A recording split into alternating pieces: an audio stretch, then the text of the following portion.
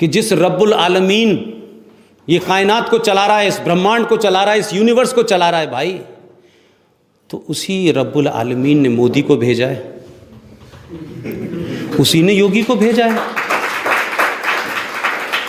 तो फिर तुम कौन हो उसका विरोध करने वाले? वो चाहेगा तो मोदी रहेगा, वो चाहेगा तो मोदी नहीं रहेगा। तो लोगों ने मुझे गाली लिखते हुए कहा, ये तो तुम सही कह रहा है तू कि रब्बिल आलमीन मोदी को भेजा है, लेकिन साले 2019 में वो नहीं रहेगा। मैंने कहा उसकी मर्जी होगी तब होगा, ये तुम्हारी मर्जी से नहीं होगा भाई। करोड़ों लोग आप छोटे मोटे खतरे से नहीं घिरे हुए हैं। और जो लोग टेलीविजन पे आकर के औरंगजेब को कहते हैं कि वो वली अल्लाह था, उसने भारत को ये दिया, आप सोचिए कि वो जो लोग अभी चंद दिन पुराने इतिहास को गुमराह करके टेलीविजन पे झूठ बोलने की हिम्मत रखते हैं, तो ज़रा सोचिए, उनकी ताकत का अंदाज़ा लीजिए, उनकी एरोगेंस का अंदाज़ा देखिए कि वो किस तरीके से लगातार उन चीज़ों को जिन्होंने इस देश को नुकसान पहुंचाया है, जिन्होंने इस देश को लूटा है। अभी तमाम सारे वक्ताओं ने औरंगजेब की तारीफ में बड़े बातें कही, क्या क्या किया है। तो ये औरंगजेब की रोड को हटाने के लिए भारतीय जनता पार्टी सरकार के आने का इंतजार कर रहा था ये समाज। क्या बाबरी मस्जिद को आपने सुप्रीम कोर्ट से पूछ के तोड़ा था? क्योंकि सुप्रीम कोर्ट ने कहा कि हमारी प्रायोरिटी में नहीं है। लेकिन आज ही के अखबार की एक हेडिंग है, आपको शर्म आ जाएगी। सुप्रीम कोर्ट ने कहा कि राम मंदिर हमारी प्रायोरिटी में नहीं है, लेकिन सुप्रीम कोर्ट की प्रायोरिटी में क्या है? एक अल्तमश कबीर नाम का चीफ जस्टिस हुआ करते थे, वो रिटायर हो गए। अल्तमश कबीर साहब जिस दिन रिटायर हो रहे थे, ये मैं नहीं कह रहा, ये सब लिखित में मौजूद है, जिस दिन वो रिटायर हो रहे थे, दो बड़े फैसले दे के गए। एक फैसला एमबीबीएस से रिलेटेड था और एक दूसरा फैसला था बॉम्बे में बार डांसर का, चौहान साहब। दोनों फैसले 4:15 बजे उन्होंने लिखे, 6 बजे वो रिटायर हुए और वो फैसला दे गए। वर्तमान सुप्रीम कोर्ट ने समय की प्रायोरिटी और इशू की प्रायोरिटी देखिए कि इस देश का 80 करोड़ हिंदू कहां खड़ा है, उसकी औकात क्या है। कल फैसला आया है, सुप्रीम कोर्ट कहती है बार डांसर तो ठीक है, लेकिन बगैर शराब के मजा नहीं आता, लिहाजा बार डांसर के साथ साथ शराब भी बिकनी चाहिए। ये सुप्रीम कोर्ट का कल ऑर्डर आया है और उसकी हेडिंग है, dance bar without liquor is absurd, supreme court said. ये इस देश की सुप्रीम कोर्ट की प्रायोरिटी है my dear sir.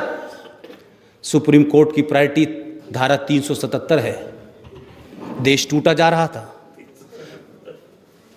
Supreme court की प्रायोरिटी है कि मुंबई में दही हांडी की लंबाई कितनी ऊंची और कितनी नीचे होनी चाहिए, महाकाल में पानी कितना चढ़ना चाहिए, ये सुप्रीम कोर्ट की प्रायोरिटी है। आपकी 80 करोड़ जनता की क्या औकात है भाई? आप चिल्लाते रहिए, कहते रहिए, गाली दे दीजिए, कोई फर्क नहीं पड़ने वाला है। और जो लोग कंटेम्प्ट ऑफ कोर्ट की बात करते हैं, इसी जिन जजेस की बात, जिस रेफरेंस नक्सल की बात कह रहे थे, एक महिला वकील, मुझे ये बात इसलिए मैं कह रहा हूं कि अभी बीच में बड़ा मी टू नाम का कोई कैंपेन चल रहा था, ठीक है, बस ओके। एक महिला वकील जिन्होंने भारत के चीफ जस्टिस को उसकी बेंच के सामने सुनवाई होते हुए सिर्फ अंग्रेजी में गालियां ही नहीं दी, यानी क्या क्या कहा उन्होंने, वो महिला वकील भी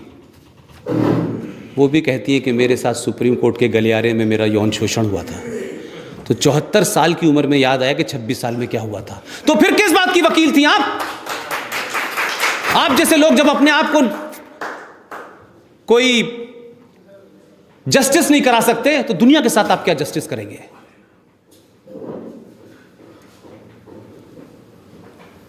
इसलिए मेरा मानना यह है कि अपने इतिहास से सीखें और जो गलती हुई है उसे चाहे निजी तौर पे हो चाहे सामूहिक तौर पे हो, मानने से इनकार कर देना चाहिए। और आप जब इस सभा से जाएं तो ज़रूर पढ़ें और जम्मू कश्मीर में एक छोटा सा ऑर्डर आया कि गीता को कंपलसरी कर देना चाहिए, तो बड़ा बवाल हुआ, ये कैसे होगा? अरे हमने कहा गीता को करो ना करो, इस हिंदुस्तान में कुरान शरीफ को कंपलसरी कर दो, ये हिंदू हिंदू नहीं रहेगा। ये हिंदू के कन्फ्यूजन ख़त्म कर देगा। जिस दिन इस देश के हिंदू ने कुरान शरीफ पढ़ लिया, माफ़ कीजिएगा, पाकिस्तान तो कहता है हमने सुसाइड बम बनाया है, आप क्या बनाएंगे अल्लाह जाने, दुनिया बड़ी डरेगी, लेकिन पढ़िए कुरान शरीफ को, डरिए मत। लेकिन किसी फटीचर मौलाना से मत पढ़िए, ओरिजिनल टेक्स्ट पढ़िए। मेरे पास सारे ओरिजिनल टेक्स्ट के पॉइंट हैं, इसलिए टेलीविज़न पे बोलने, बाहर बोलने के बाद कोई फतवा जारी नहीं करता है मेरे खिलाफ। मुझे गालियाँ तो दे देते हैं, यूट्यूब के ऊपर बहुत देते हैं गालियाँ, और नई नई गालियाँ ईजाद भी करते रहते हैं, तो कोई प्रॉब्लम नहीं है, I welcome all of them. लेकिन मैंने जब एक बार ये कहा कि भाई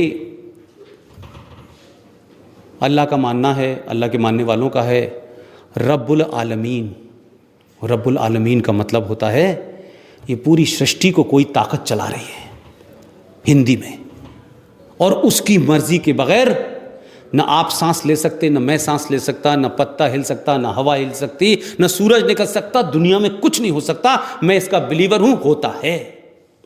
मैंने उनसे बनारस में पूछा तो कुछ लोग नाराज हो गए।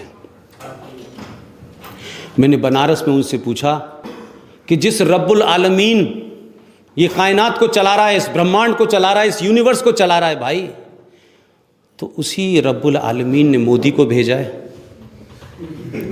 उसी ने योगी को भेजा है, तो फिर तुम कौन हो उसका विरोध करने वाले? वो चाहेगा तो मोदी रहेगा, वो चाहेगा तो मोदी नहीं रहेगा।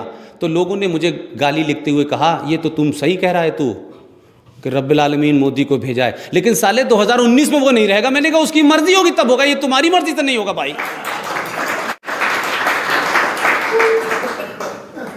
तो मुझे लगता है कि सिंह साहब ने बहुत कुछ बात कही, मेरा ये अपना टॉपिक है, मैं इस बारे में जैसे आपके सामने बोला वैसे ही देश के सामने बोल रहा हूँ, और सिर्फ मेरा एक ही ख्वाब है कि हर हिंदू को ये समझ में आ जाए, किसी की इज्जत करना, किसी से दोस्ती करना दो अलग बात है।